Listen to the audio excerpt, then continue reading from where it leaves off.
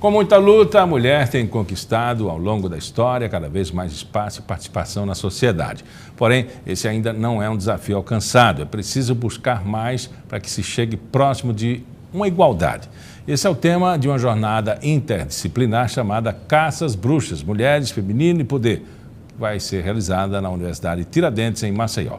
Comigo no estúdio está o professor antropólogo Pedro Simonar, e também é organizador do evento.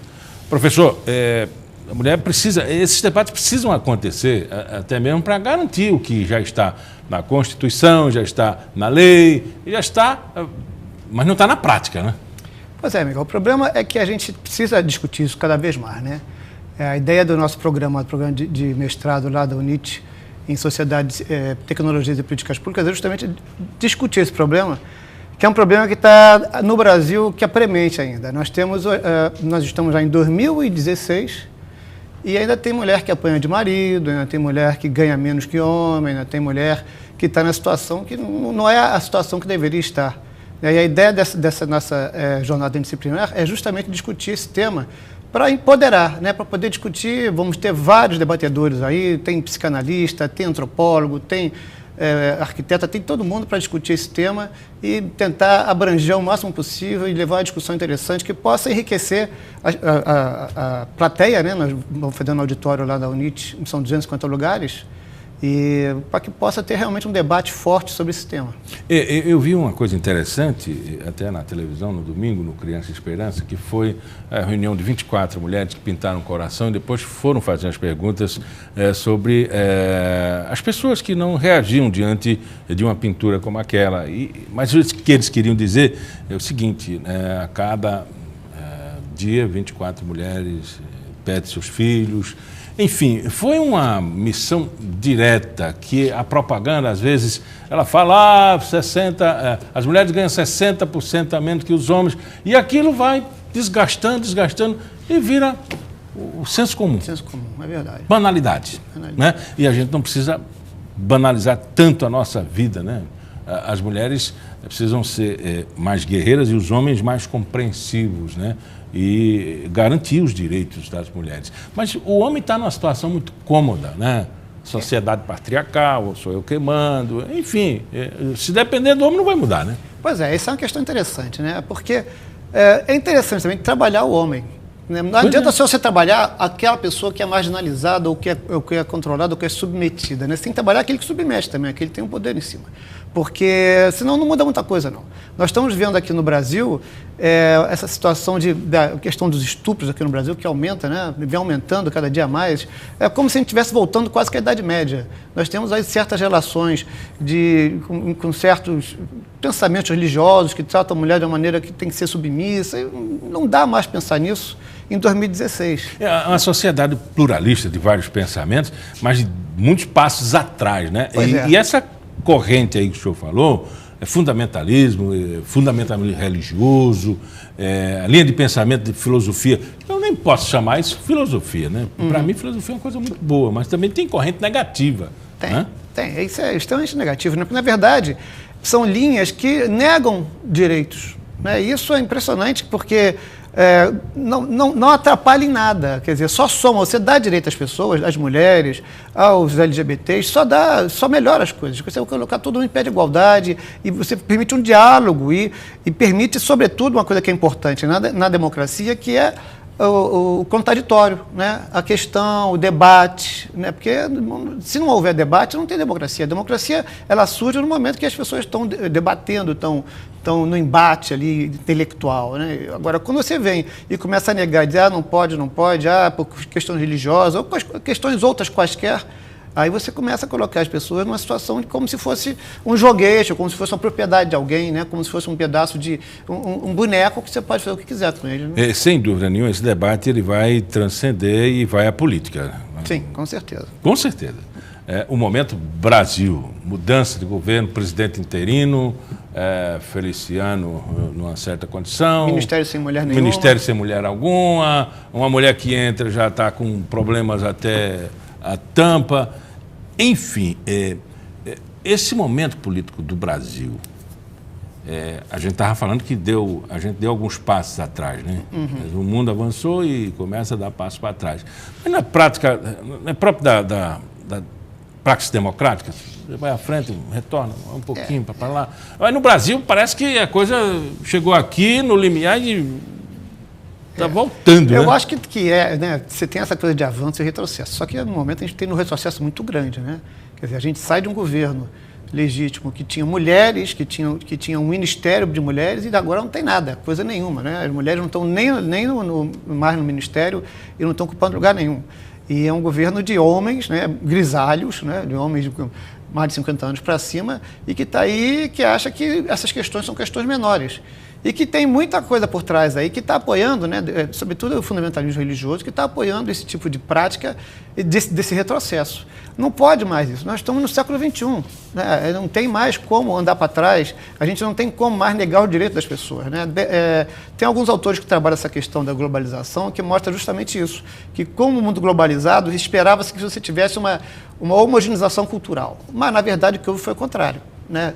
Ao mesmo tempo que você tem uma certa cultura mundial, né, que mais ou menos homogeneiza as roupas que a gente usa, por outro lado você tem a volta do local, né, seja como fundamentalismo religioso, seja como nacionalismo em alguns países na antiga União, na Iugoslávia, por exemplo, na União Soviética antiga, né, que surgiram outros países ali, nos nacionalismos ali. E a questão feminina também entra nesse Essa história do Reino Unido, o senhor entende como esse processo? É um pouco isso também, né? Porque, na verdade, você tem um nacionalismo forte na Inglaterra ainda. E, curiosamente, né, quem foi que votou pela saída do Reino Unido, da Inglaterra da União Europeia? Foi justamente essas pessoas com mais de 50 anos para cima. E os mais jovens não querem isso. Os mais jovens têm até uma certa facilidade maior para lidar com esse diferente, né? Com esse novo posicionamento da mulher, com esse novo posicionamento dos LGBTs, com esse novo posicionamento das religiões de matriz africana. Você tem isso, né? Os mais jovens são mais abertos a isso, mas os mais velhos, às vezes, vêm com uma certa... Talvez nós, seres humanos, temos muito essa questão do conforto, né? De ficar no nosso conforto, de não abrir espaço para tudo. A zona de conforto, que é um negócio complicado. A gente tem medo de muita coisa. E acaba tentando segurar, né? Não deixando o novo vir, porque está com medo de perder. Até onde vai isso, né? Exatamente, né? Uma certa insegurança. O que é que eu vou perder com o avanço disso aí? Exatamente. Lá nos Estados Unidos, daqui a pouco a gente fala, a pergunta veio, Hillary Trump. Então, os Estados Unidos tem outros candidatos, mas está polarizado, né? Polarizado.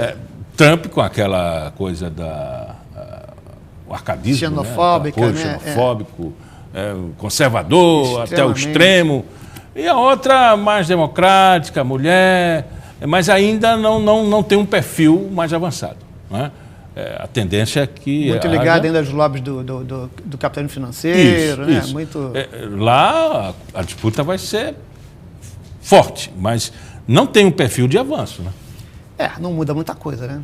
O candidato, o Sanders, que lutou com a Hillary Clinton para a indicação dos democratas, tinha uma posição interessante, né? Ele batia diretamente o capital financeiro. E a Hillary não. Aí é uma questão interessante para a gente tratar, né? Porque, veja só, é uma mulher, né?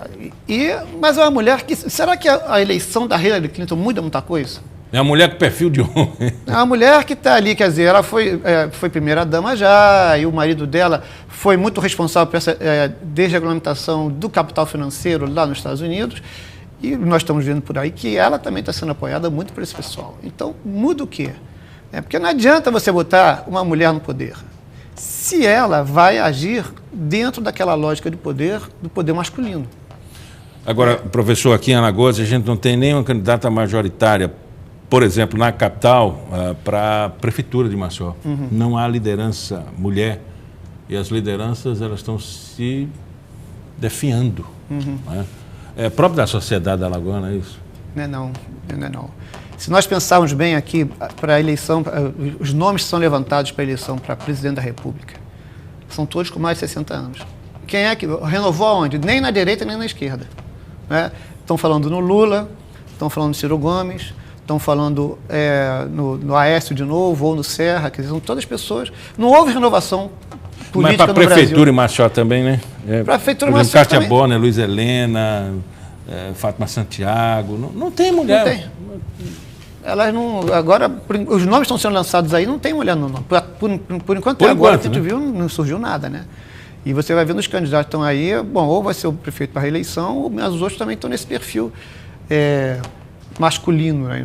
Bem ligado. Professor, o que é que o senhor espera com esse debate lá, com a iniciativa da UNIT? Olha, esse debate lá é sobretudo para discutir a questão feminina na Alagoas também, mas geral, né? Porque se for ver os convidados, vem gente de Pernambuco, vem pesquisadores da Paraíba. A ideia, então, como é um debate, como é um mestrado interdisciplinar, é fazer um debate interdisciplinar. Então, nós temos aí psicanalistas, nós temos arquitetas, nós temos antropólogas que vão discutir esse tema de uma mais abrangente possível.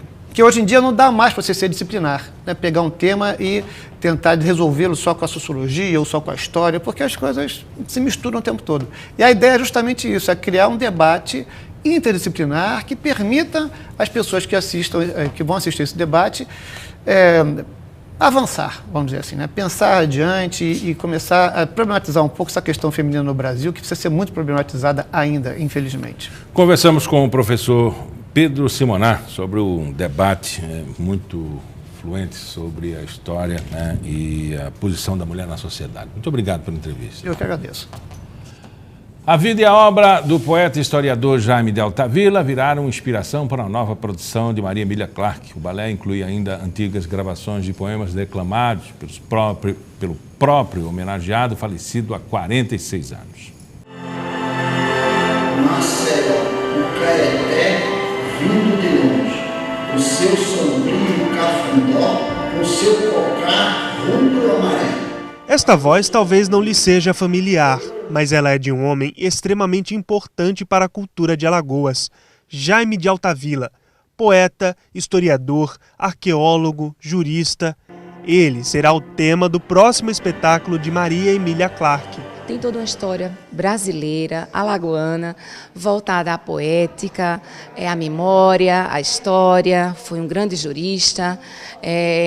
Então, a gente traduz um pensamento poético a partir da sua obra poética relacionada com a sua vida. Foram 2 anos de pesquisa e reunião de material.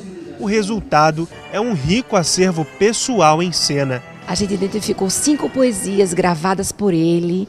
Então, a gente fez esse resgate de memória e áudio.